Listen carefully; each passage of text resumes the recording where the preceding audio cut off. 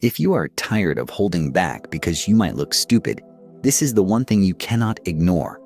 Every goal you care about, real intimacy, a calling, your own peace, sits on the far side of a risk you are avoiding because of judgment. You know the feeling. You rehearse what to say, you plan every angle, and then you wait and wait. And the moment dies while you look composed on the outside and hollow on the inside. If you do not handle this now, you will spend years building a fortress around your life only to discover you locked yourself in with your fears. If you ignore this, opportunities will pass, friendships will cool, and your mind will grow clever but joyless. You will be controlled by the fear of looking foolish, and that fear will command where you go and what you don't dare to try. This is about your relationship to the holy fool, the part of you that dares to be seen trying, failing, laughing, and still moving toward what matters. And it is about overcoming the old rigid voice of control, the inner Senex, the judge, the tired strategist, that says only perfection is safe. Why now? Because every time you choose safety over sincerity, your muscles for living weaken and your future narrows. If you keep avoiding, the life you want becomes a story you tell others about what might have been, and that story will harden into your identity. Let me show you another way. Once there was a man who lived in a walled city that prized cleverness. In that city, the highest honor was to never be wrong, to always have the right phrase ready, to look untouched by doubt. He was good at this. He learned to spot mistakes from a mile away and never stepped where he might stumble. But there was a rumor in the city about a cup beyond the walls, the Grail, that could finally quench the quiet thirst he hid even from himself. On the morning he finally admitted, "I am thirsty," he went to the librarian, the old one who kept the maps. "Show me the way that does not include embarrassment," he said. The librarian marked a route that never left the city. It looped through more rooms with more maps, each more detailed, none requiring a step outside.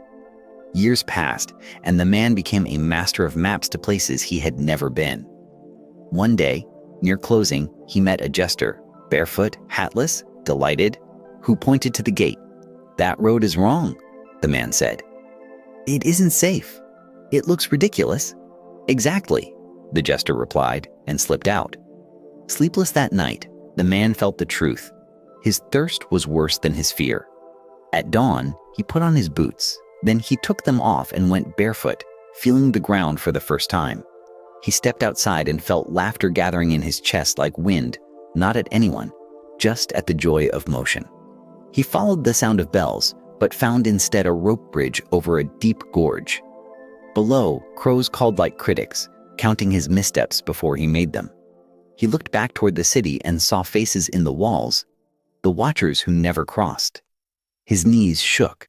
Then he remembered the jester's grin, which was not mockery, but freedom. He took one step, then another, then a wrong one, and he slipped. He grabbed the rope and swung, legs flailing, the gorge yawning beneath him, and he laughed. The crows went silent. He pulled himself up, crossed imperfectly, and discovered that his laughter had broken the spell of the watchers. On the other side waited a clearing with a pool so clear it mirrored the sky. There was no cup, no altar, just water and wind. He cupped his hands and drank, and the water tasted like fresh courage. He looked foolish and free and alive, and when he looked up, the Grail was simply the reflection in the water, his own eyes less guarded, his own heart less caged. This is why you struggle. You learn to protect yourself by never giving anyone the chance to laugh at you, and that defense calcified into a prison. You were trained, perhaps without words, to value being right over being real. You built an identity around not making mistakes, and mistakes became monsters in your mind. Carl Jung noticed this pattern.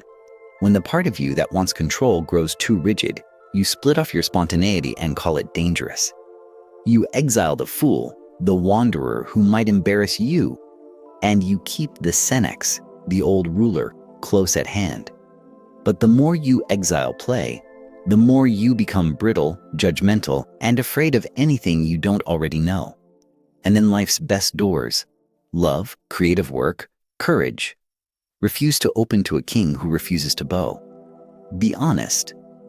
Where do you refuse to be seen as a beginner? Where do you pretend you're above asking a question? Where do you hold back your real excitement because it might be laughed at? You are not lazy. You are afraid of judgment, and that fear is craftier than you realize. It whispers that if you just plan more, read more, think more, then you can cross without looking ridiculous. But life does not reward planning beyond the moment of movement. It rewards the next brave step. Here is the deeper truth. No one laughs at the sincere attempt for long, and even if they do, their laughter cannot take away your progress. And the ones who mock are often guarding their own fear more fiercely than you are. If you want the grail, the felt experience of meaning, you must be willing to look like an idiot on purpose. Not randomly, not recklessly, but as a practice of reclaiming your life from the tyranny of appearances. Enough story. Here is what you can do now to tear out the root of the fear of judgment and grow something stronger. Step 1. Name the inner judge. Sit down tonight and write 3 phrases that voice uses when you want to act. Common lines are, "Don't be stupid," "Wait until it's perfect," or "They will think you're weird."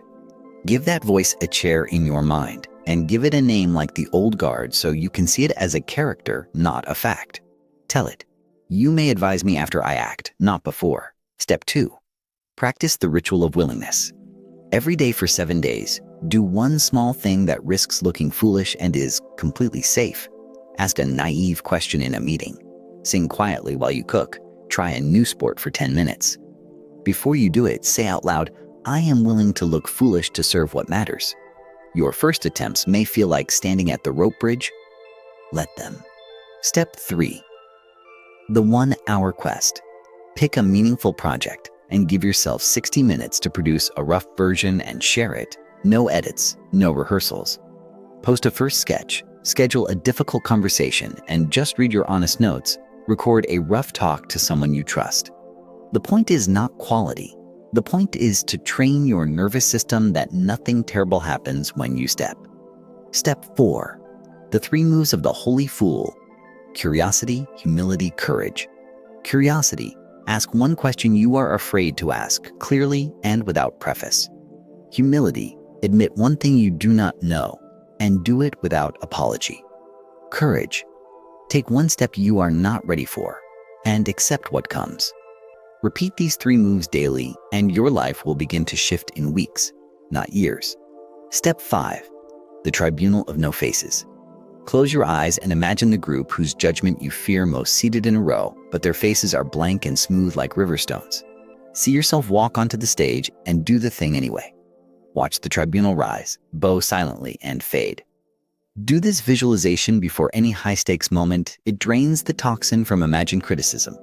Step 6. Exposure ladder. Make a list of 10 actions from least to most scary that involve possible embarrassment, like asking for feedback, dancing in public, or sharing an early draft. Climb the ladder over a month, 1 rung every 2 or 3 days, never skipping, always celebrating. Step 7. Embodied permission. When you feel frozen by judgment, shake your limbs for 30 seconds. Exhale twice as long as you inhale.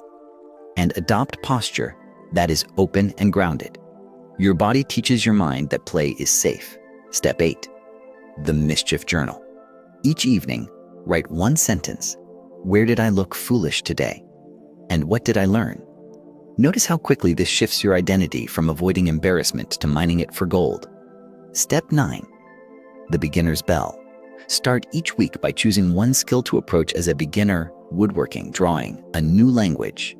And spend 30 minutes making bad attempts with a smile. You unlock humility through practice, not theory. Step 10. Public mistake tokens. Carry 3 tokens and set a goal to spend them by making 3 public mistakes this week. Mispronounce a word, admit confusion, ask for directions. Each time, picture dropping a token into a river and feel the weight leave your pocket. Step 11. The honest offer. At work, propose an early version of something. Lead with, "I have a rough idea. Can I show you quickly?" and be ready to learn. In your relationship, say, "I want to try something awkward that matters to me. Will you hear me out?" With yourself, say, "I give myself permission to be a first-timer again." Step 12. The rule of safe risks. You are not being asked to risk your health or your values. You are being asked to risk appearances. Fools in this sense are brave, not reckless. They play where the stakes are pride, not life. Step 13. The joy rehearsal. Before stepping into a risky moment, picture yourself laughing afterward with relief, whether it goes well or poorly. Tell your nervous system the ending is laughter. Step 14. The Grail checklist. Ask 3 questions. Is this aligned with what matters? Am I willing to be seen trying? What is the smallest next step? If all 3 are yes, move now. Step 15. The mentor mirror. Find someone who plays boldly and ask them what looking foolish taught them. Borrow their stories until you have your own. Step 16. Metrics that matter. For the next 30 days, track only 2 things: attempts and learning. You cannot control outcomes. You can control the number of times you step toward your truth. Step 17. A weekly anti-rigor day. Schedule time to be deliberately unpolished. Cook without a recipe, speak without notes, draw with your non-dominant hand. Reintroduce surprise into your bones. Step 18. The apology you don't owe. Stop apologizing for not being perfect. Start thanking people for their patience as you grow. It keeps you in motion and invites others to show you who they are. Step 19. The shadow contract. Write down what your fear promises you if you obey it: safety, approval, control, and what it costs: stagnation, loneliness, false life. Sign a new contract. I choose growth over approval. Step 20. Integrate the old judge and the holy fool. You do not have to kill your inner planner. You have to retrain him to serve, not rule. Schedule time for precision and time for play, and guard both. If you doubt any of this, test it. Tomorrow morning, ask a beginner question in the first conversation you have. Notice your pulse spike and your life not end. This is the reconsecration of your courage. You may ask, what about my reputation? Reputation is a story strangers tell. Character is what you do when no one claps. You can rebuild reputation anytime. You cannot rebuild a life unlived. What about control? Control is brittle. Freedom is strong. When you act from freedom, you may still fail, but you cannot be owned. What about loneliness? When you show your true attempts, you call your people to you. Those who love only your mask will drift. Those who love you will step closer. What about judgment? Judgment cannot hit a moving target as hard as it hits a motionless one. Keep moving, keep learning, and judgment turns into background noise. Do you see it yet? The holy fool is not stupidity. It is sacred courage. It is the part of you that is willing to be wrong so you can become real. It is the antidote to the cold dryness of a life lived for image. Jung understood that growth happens when opposites meet, the planner and the player, the map and the step. When these join, your life becomes both focused and alive. Your ego wants to be safe. Your deeper self wants to be free. Freedom requires you to risk dignity now and then. But the dignity you lose is counterfeit. The dignity you gain is unshakable. Does this scare you? Good. It means you are near the edge of your old story. Step anyway. Here is how to handle the hardest moments. When you feel eyes on you, drop your shoulders, breathe out longer than you breathe in, and smile. Not to perform, but to remind your body it is safe. Name the tension in your stomach as the old judge trying to keep me safe. Say to yourself, thank you, but I choose movement. Then move. If you freeze, shrink the task. 1 sentence, 1 call. 1 sketch, 1 ask. If you stumble, laugh, note what you learned, and try again in the next hour. If someone mocks you, picture their words as leaves on the wind, noisy and weightless. If you feel alone, text someone, I am making a beginner move, cheer me on, and let them see you. Do not wait for the perfect audience. Create a small circle that honors the attempt. Use randomness to break the spell of overthinking. Write 10 possible small risks on slips of paper and draw one each morning. Build a streak and let it carry you. Your work life will change when you stop hiding behind polish. Share drafts earlier. Ask for input before you need it. Take ownership of learning in public. Your relationships deepen when you dare to look silly, because silliness is another word for trust. You will laugh more, argue more honestly, and stop negotiating your heart to fit an image.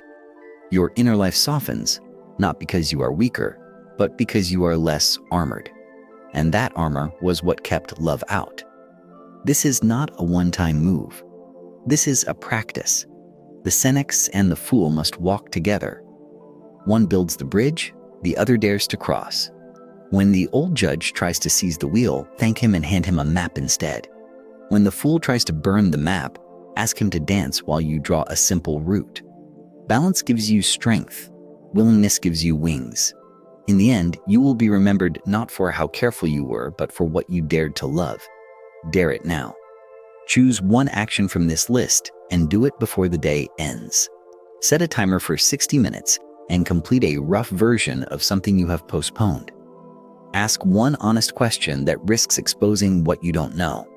Admit one feeling you have hidden. Move the needle by a single point and then allow yourself the small celebration you usually deny. This is how you meet your grail: step, stumble, smile, sip. When judgment snarls again, and it will remember that you are not fighting an enemy. You are retraining a guardian. Give it a new job. Protect my attempts, not my image, and let the holy fool lead you where the maps cannot. If you skip this work, you will keep being controlled by the ghosts of people who are not living your life. You will see the gate. You will talk about the gate. You will teach others about the gate, and you will never go through it. But if you begin now, you will feel a shift in your bones by the end of the week. You will laugh more. You will feel lighter. You will find others who are tired of pretending. You will become less controllable because you are less afraid of looking foolish. And you will taste the grail, the kind of meaning you cannot earn by being right, only by being real. Breathe with me before you go. Inhale for 4 counts, hold for 1, exhale for 8, and feel your shoulders drop. Say quietly, I am willing to look foolish in the service of my growth. And then do it. I am with you on that rope bridge, and so are many others. All of us learning to swing and laugh and cross. This is my journey, and your journey is not a concept. It is the next brave step. Take it now, and let the old city look after itself while you go and drink. When you return, you will be the kind of person who can sit with a map and say, "This is helpful," while your eyes still shine with the memory of the road. The Holy Grail is not a thing you hold, it is the courage to keep beginning. Start and start and start again, with a grin that no judge can take from you.